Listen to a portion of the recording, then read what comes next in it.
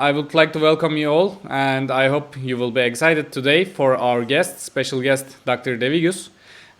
He's really one of the leading professionals on dental photography and also on prosthodontic level. I will be inviting him shortly in the show, but before that, I hope you will subscribe to my channel and share to your friends. So I would like to welcome Dr. Devigus again, and welcome. Hey, hi, Sina. How are you doing? Nice to be on your show. Thank you so much. I hope there won't be any technical difficulties because of our distance, but as far as we did our try-ins, that won't be any problems at all. Oh, sorry. So what first technical problem? This happens sometimes.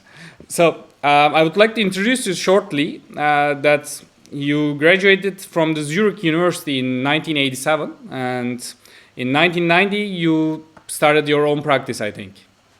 Yes. And then you started your career again with dental photography and everything, and you are now the editor-chief in International Aesthetic Journal by coincidence, and also ITI member and many other organizations. You are a member of it. Part of it.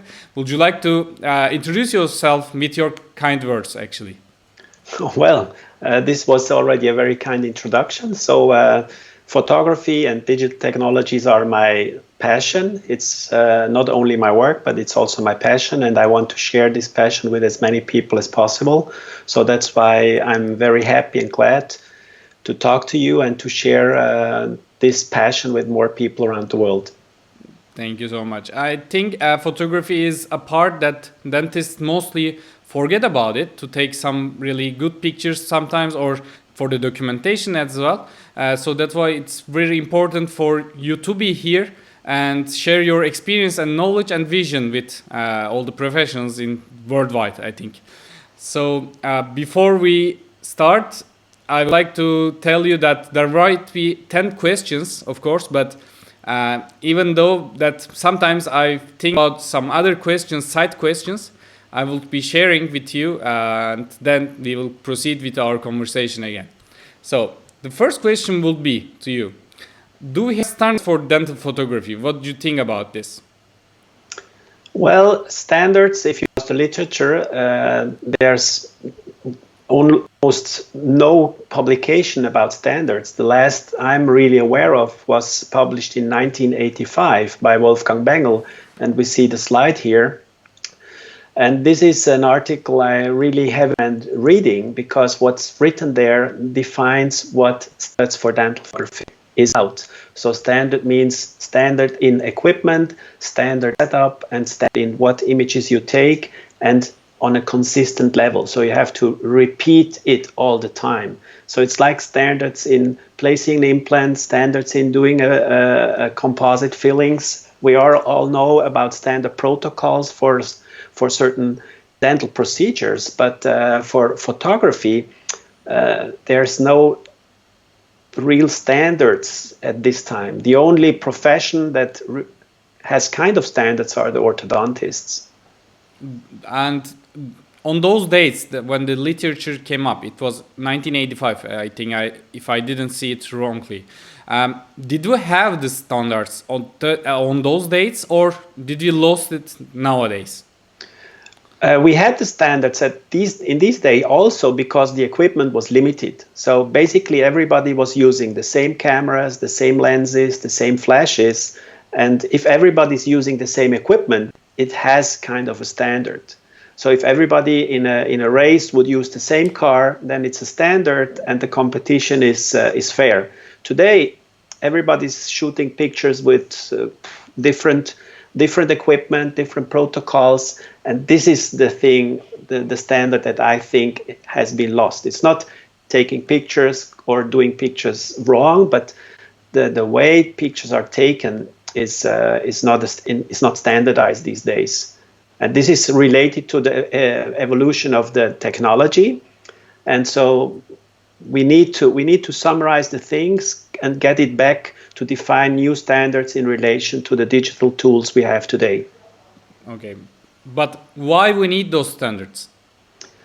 We need standards for a consistent documentation. So dental photography is something that is imaging, and it can be compared to radiology. So we do standardized X-rays, and nobody's discussing about not doing standardized radiographs. And I want the same for the photography, because a photograph is an X-ray from the outside, and the X-ray is from the inside. So both are imaging technology, and we need standards that we can use them, that we can compare them, that we can discuss them. So it's reading the X-ray, and it's also reading the image. And if you want to read an image, we have to read, or we have to speak the same language. When we go to a lecture or a congress, the same material was used by many other dentists in same event, but because of the picture quality or the technique that they take in the picture, we usually see a different result from each dentist or each professional. So this is one of the main issue that I see actually. Sometimes people are having a great result maybe, but the photographs are not maybe that good, or maybe not that standardized. So that's why the other professional has a better camera or better solution for diffusers or whatever, and then their work seems to be much better maybe, or the details are lost. So this is why the standards are very important, as you say it as well. But how we can keep all the dentists and agree on such a thing? So we need more scientific publications. So we are working on. We did one special issue on photography with the German quintessence. So, but this is in German, and now I'm planning to do an English version with the International Journal of Aesthetic Dentistry. But we also need to get in touch with the different associations and organizations to talk about these standards, to bring them back, especially also at dental schools. So today the students, so dental photography is not taught in all dental schools. So the professors tell the students, yeah, you need to take pictures, but they don't really train them, they don't teach them. They leave them alone by what equipment they should buy. So I get a lot of requests from people around the world, what camera do I need, what lens do I need, etc., etc. And that's why we also now established a new website. There are many websites on dental photography, many YouTube channels. There's a huge amount of information, but I think it's important to collect this information, to cut it down, to filter the information and give the information we need. So I had contact to a dentist from NYU, and I asked them, please, tell me what you think, what you need to take good pictures. And so this is all these small parts help us to define new standards. So the website I was talking about is dentist.camera, and we are building this website and are publishing as much scientifically based information there to help everybody to get more consistent results, get better results, and get answers to all the questions that are around. I placed the Instagram page on the left bottom. Cool. You can see the audience can find you on Instagram and then onto the website as well. I think what you do is really important thing, but to educate people more on this topic. And do you think there is any difference about the regions or countries that are putting more effort in photography? Like Europe is more consistent about it, or something like this. What do you like to say about it? Oh, I can see cultural differences like with any other thing. In fashion, in whatever, there is a difference between different countries. And if you talk about dental photography, I can say that in Europe, we have more scientific-based photography, where in South America or East Europe, we have more emotional photography, more artistic photography that is more predominant in the dental profession. But we can combine the two, but we need to start with scientific documentation, standardized documentation, and then you might add the emotional touch. You might add the nice after after a final image with good light and professional hairstyling and whatever. But this is not what we are doing on everyday basis. So this is then more a little bit show, a little bit doing more. But this is again the difference in different culture, different emotional things. But we need to cut it down and create a solid base. And there's room for everything. But everybody should start with scientific documentation. It's like again, the good comparison is the X-ray. You don't do fancy X-rays. You know what you want to see. Then you select the angle and you shoot the X-ray that you see the apex that you want to see, and you're not turning your patient upside down. And in photography, it should be the same. Firstly, we are healthcare professionals, so our aim has to be this documentation, and then of course we can do the artistic part as well. So the third question will be, what will be changed in your clinic if you will not use photography at all today? For your case as well, I'm asking, and for a person who didn't start photography at all, what will be changed? Okay, we talked about what are the benefits of using photography in your office. It's the documentation, it's communication, it's self-evaluation. You see what you're doing good and what you're doing bad.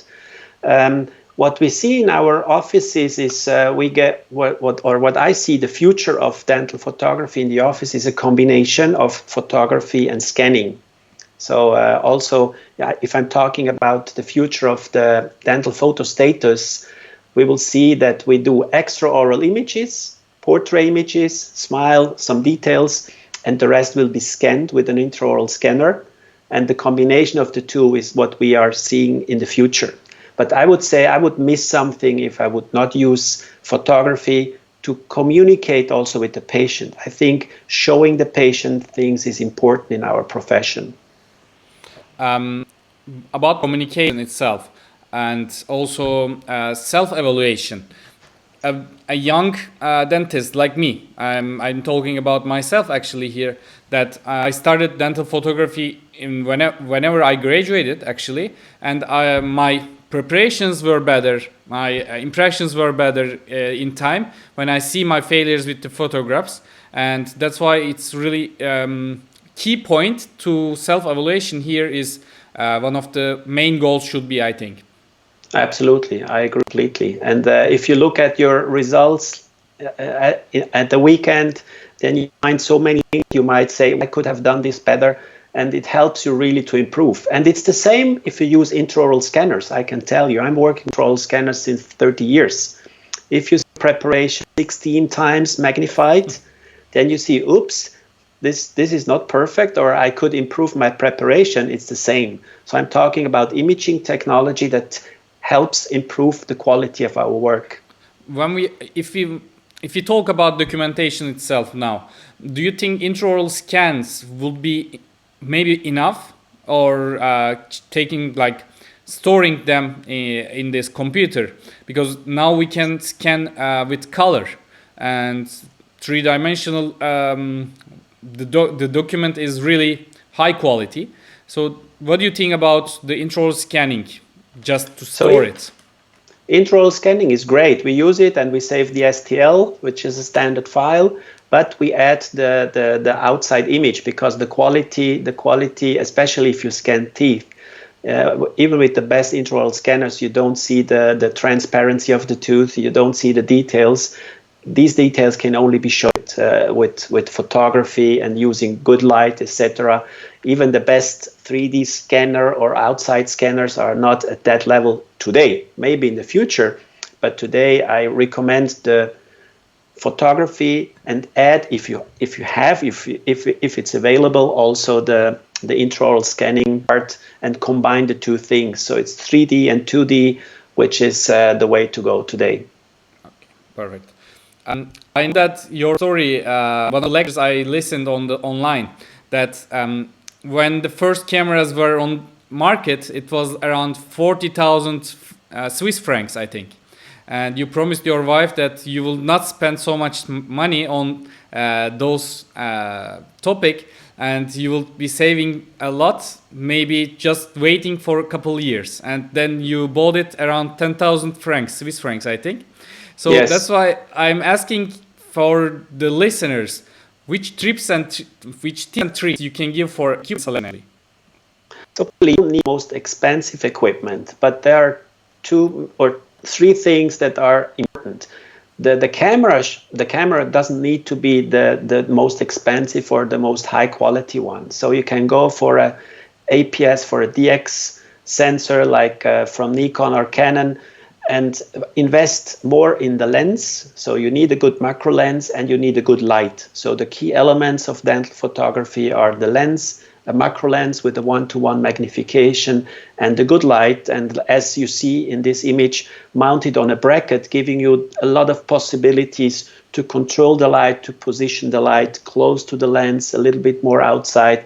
So what you see here, it doesn't need to be this expensive camera, but invest in lens and light to give the tip, and also in a bracket to mount the flash on.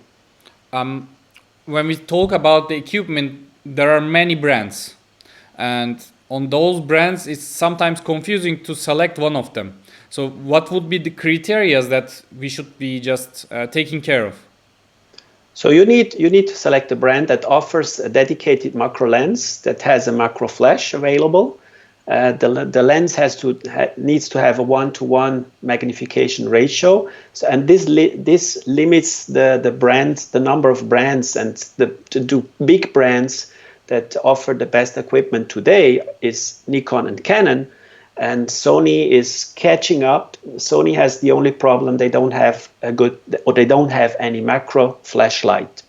So if you're going for Sony, then you need to use a third-party flashlight. But there are a lot of third-party flashlights available. So, but again, you have the best service in dental photography, or the longest experience in dental photography is with Nikon and Canon these days.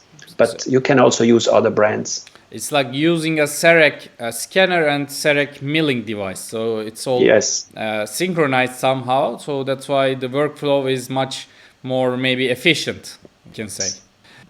When we talk about the equipment as well, that as you told, there are 3 main things that we should be taking care of: the flashes, lenses, and body.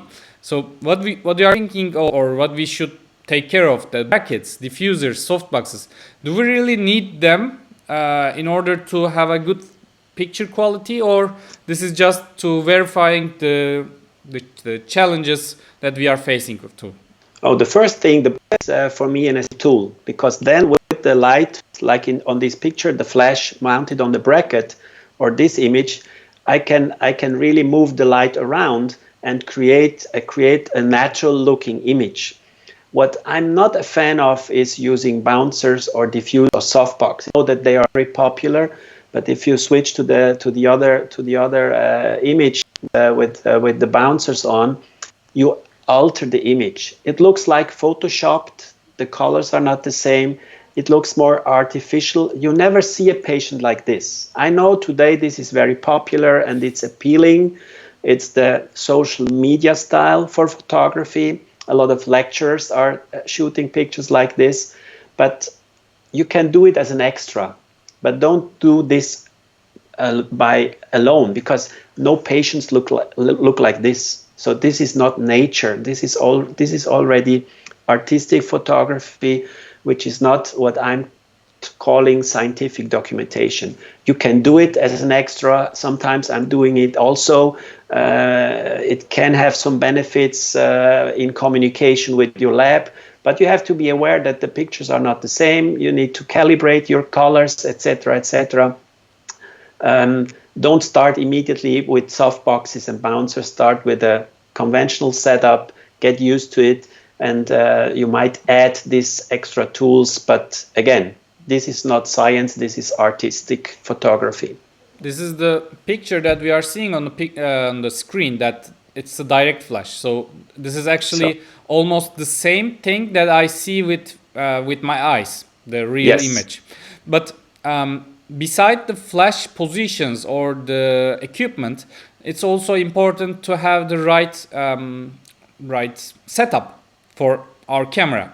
I mean the shutter speed and others. Can you name your usual standards for the setup? Oh, I've published a nice image. I think I sent it also to you, or didn't I? I sent it the standards or the settings. I don't think you did. So I missed. It's okay. I missed. So you can check it out on my Instagram or also on my website. Everywhere I publish this,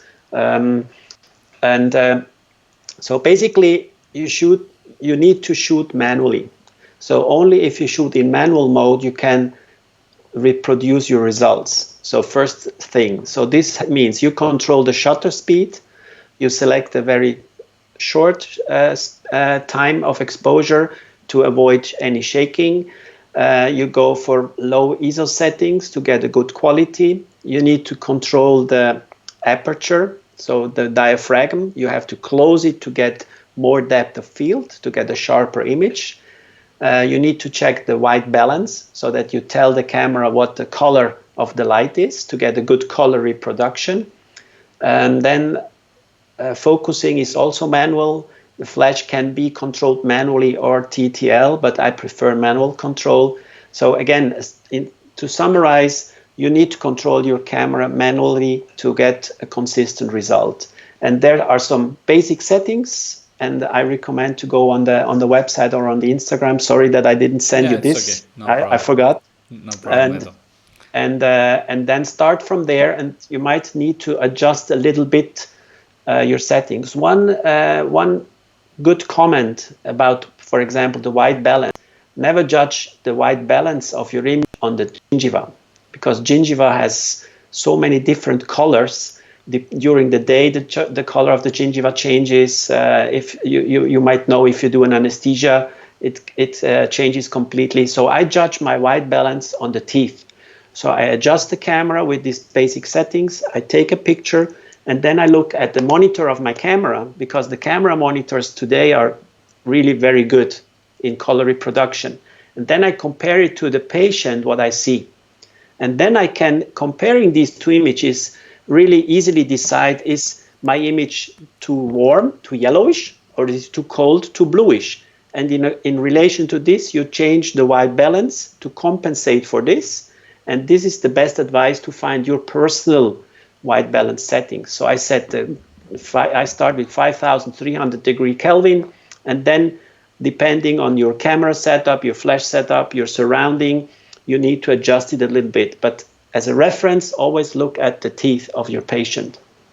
Okay, perfect. So some of the presenters for the dental photography, that there are many of them, many people are talking about dental photography nowadays. Some of them are talking about white balance can be on flash mode as well. What do you think about this one? So my experience is flash mode in the tendency creates too yellowish looking images, especially with Nikon cameras. With Canon, it might be a little bit better. So that's why I think to get more consistent results, go away from any automatic. And if you're able to select the degree Kelvin, then this is the most precise setting you can have.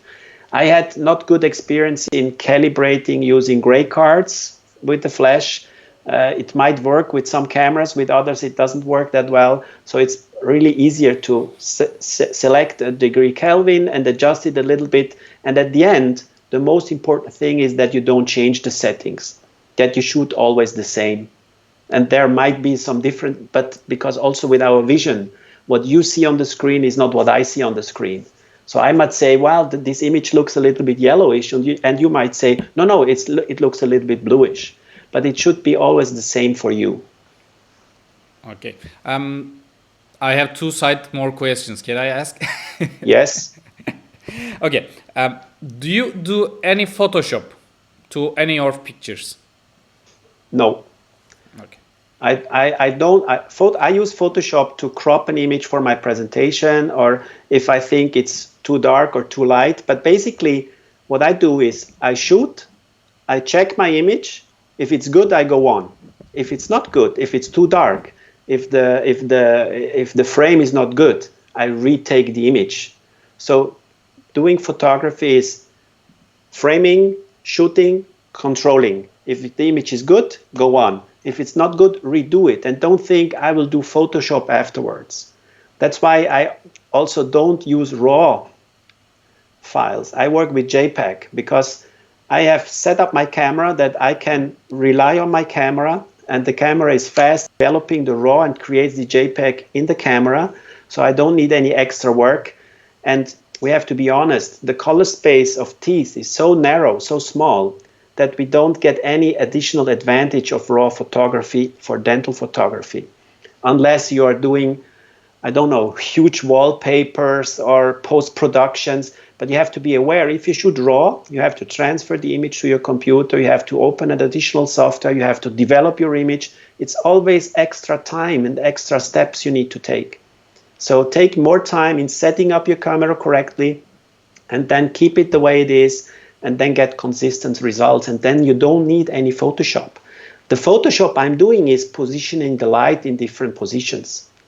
So by modifying the position of the flashes, you can get a much better results, not with Photoshop. So working with the light is my Photoshop I do with my images.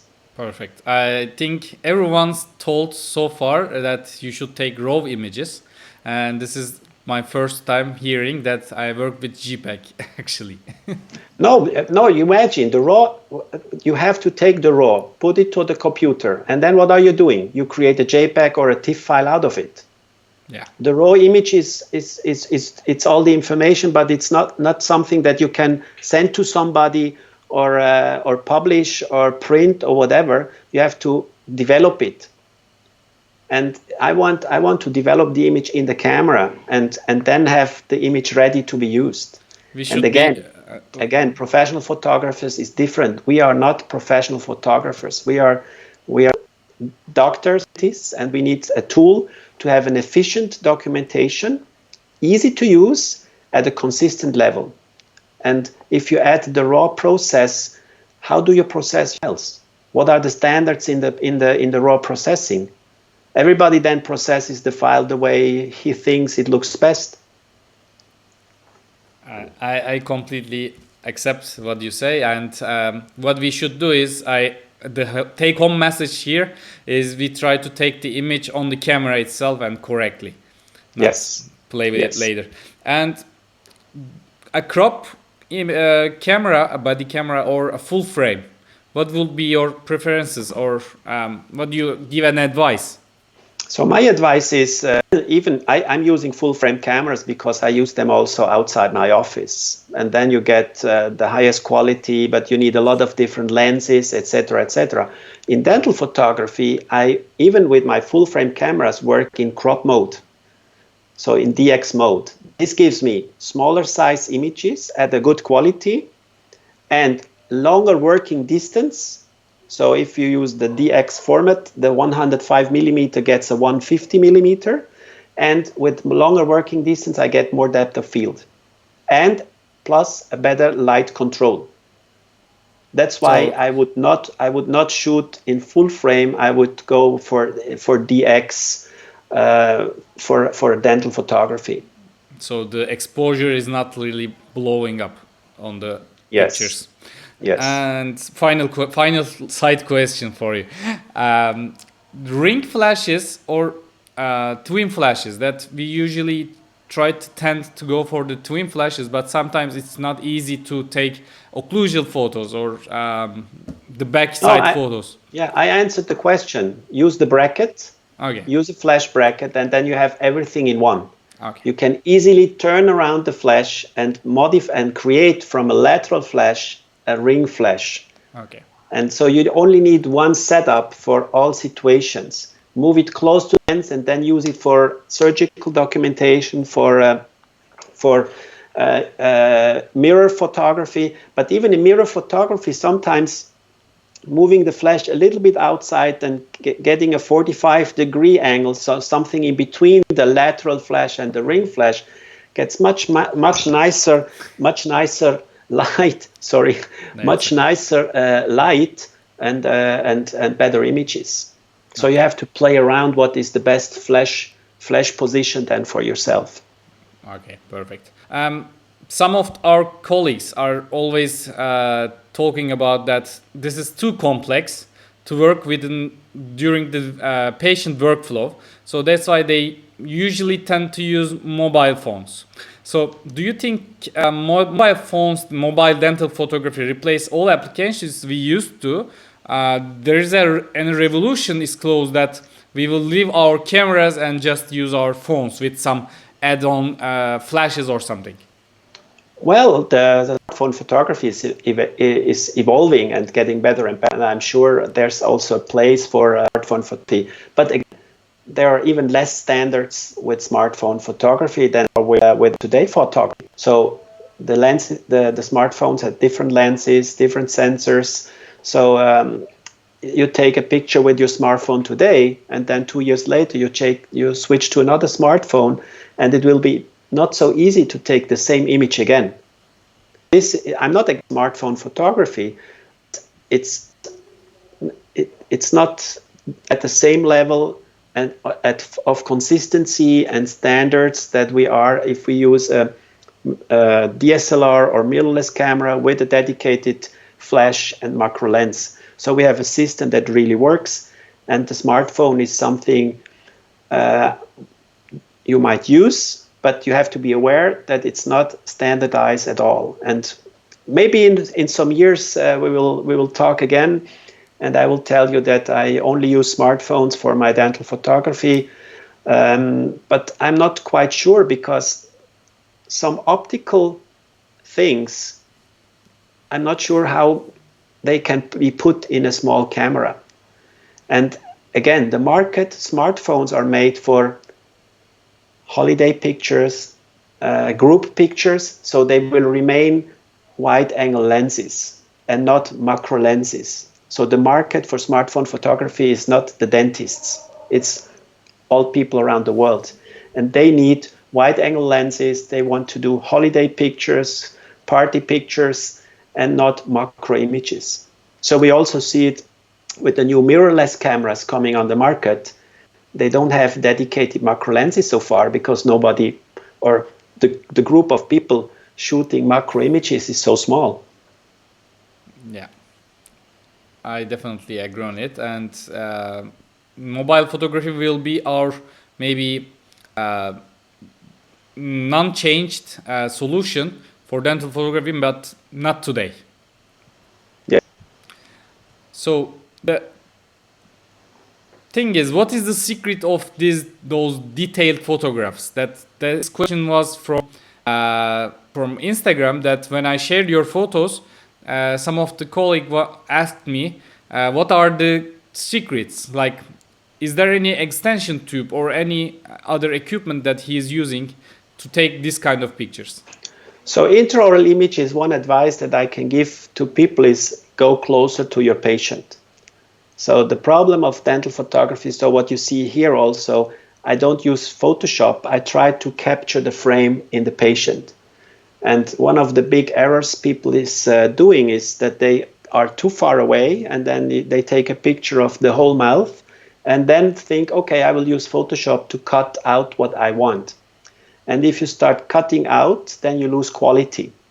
So go as close as possible. And some details, images that you see are then, for example, extracted teeth with a lot of morphology you see on them, are then done with the camera mounted on a tripod. And, for example, doing focus stacking so that you combine a series of images and put them together to get an image that has a sharpness that is all over the place. But this is nothing that you can use in the mouth of the patient. So in the mouth of the patient, to get the best quality, the best results is get as close as possible, frame what you really want to see on your picture. And then we lower the flash power. Yes. Okay. So as I follow you on social media, of course, that you are trying to gather people for the dental photography actually, to make the standards and educate people. I will be trying to ask you that you were first one, the head of the committee, I think, for dental conference, and are you considering and building an association for it or society for academic for dental photography or a journal dedicated for dental photography? I think we don't need another academy or another journal. So because photography is something that lives online, that lives with communication between each other, is changing fast. So I think being a community online is the better thing, and organize from time to time events like we did last year in Seville. And we wanted to do this this year, this is the wrong date here, this year in Budapest, and we have postponed the conference to next year. And we will take the time to build or to work on our dental community. And I'm really trying to get, there are also a lot of alpha animals in dental photography. I want to get them together and creating synergies to get this topic further. And I know that there's so many people around the globe that share the passion of photography. So let's create an online community. We will produce, as I told you, a special issue on photography in the aesthetic journal. We did with Quintessence already. There are a lot of books on the market on dental photography, but my goal is to collect as much information as possible on one spot on this dentist.camera website. I think this is the way to go. We received some question regarding the resources, that which of them are you recommending to follow and learn about dental photography correctly? Yes, if you talk to me, then follow me and follow my website. And I'm sharing as much information I have. So I don't want to say I'm the best and I'm the only one. I want to collect as much information as possible and be also a starting point. And I'm also open because there are so many people around the world that I don't know that are great photographers. And I really invite everybody to contact me and to share with not only me, but share with all of us the passion. And so you will find the information you are looking for. Great. And during this pandemic, we experienced e-learning a lot. So we consider to switch to second congress to a live one, maybe not in Budapest or maybe a side one that you will be doing another congress or event that will be online. Oh, the conference, I think the photography conference should be something that people can gather and because there's also this social component that is important. That's why we postponed the event to next year to enable to meet people from around the globe, because we felt this family or this emotional closeness in Seville a lot. This like being a big family, and so this is an important part of our social life to meet each other in person.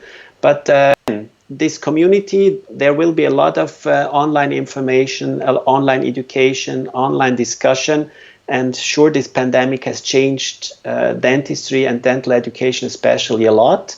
We will see more online conferences, online education, and we might also have a combined thing, physical event with also a live stream that we can share it with more people. This is really exciting news for all of our colleagues. Maybe sometimes they are not really easy to travel and go for the congress. I mean, so e-learning made possible for everyone to reach the knowledge and share their knowledge as well. Absolutely. So what would be the final tips and tricks for shooting like you?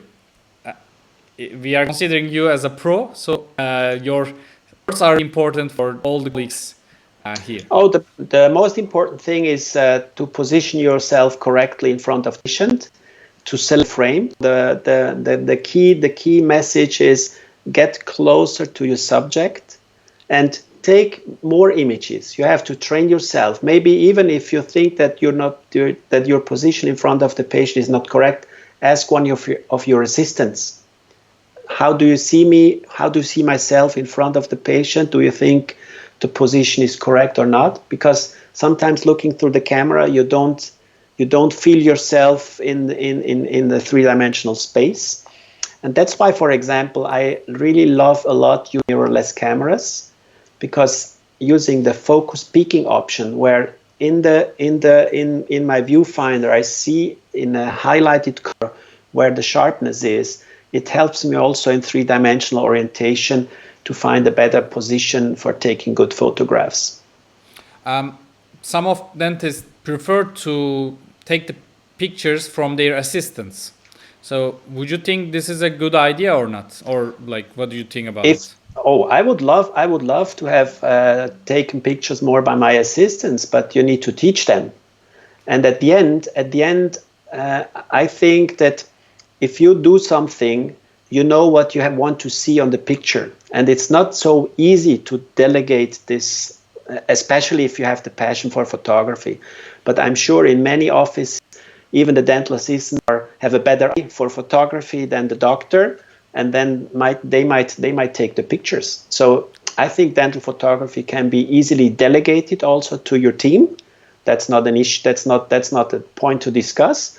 But at the end, for me, it's something that I see what I want to have on my camera. And sometimes if the assistant is taking pictures, you say, no, I want more of the canine. I want more of this to be seen on the picture. And then it ends up that you do it by yourself. Maybe for the orthodontics, the treatment concept is really standardized. So the pictures are really the same, as you said in the beginning. So that's why maybe it's more possible. But for general dentistry, it might be more confusing for dental assistants to take the real image, what we are looking for.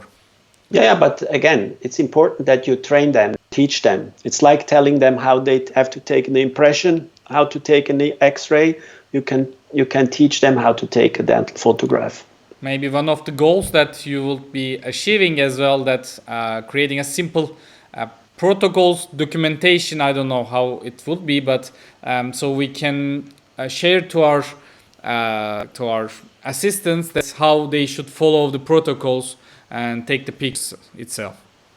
Absolutely. That's the goal. Establishing standards means also defining rules how to take better picture on everyday basis.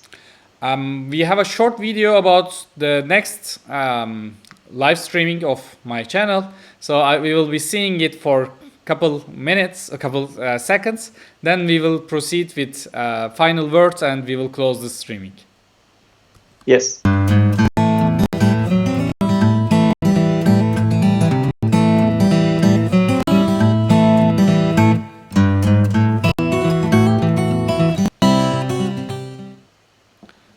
So one of the questions that I received as well during the show, that when we attend the lectures, we are tending to see more videos, actually. So is it better to just focus on videos, or this video protocols will be standardized as well, or should be somehow learned from a platform, or some professionals will gather and define the video rules, let's say? So we are. I'm also working on this. I'm not taking videos on a regular base, because videos should be, if you use them for education, they should not be too long. Nobody's watching 1 hour video on a procedure, so it's more than taking short clips. But then you need 1 or 2 extra people to help you with this. It's not so easy to do. Photography can be done by yourself with the help of the patient, or you need maximum 1 assistant. But if you want to do serious videography for your lectures, presentations, then you need somebody that helps you with this. And the best is then to shoot with different cameras from different angles to make it appealing to everybody. So this is something that is evolving, and but we also working, or I'm also working on defining some kind of standards what we could use or tips and tricks on this topic should be published also on our platform very soon. Amazing. We are looking forward to see more from Dentist Camera. You are a team actually, right? You are not all alone and No, but doing all this.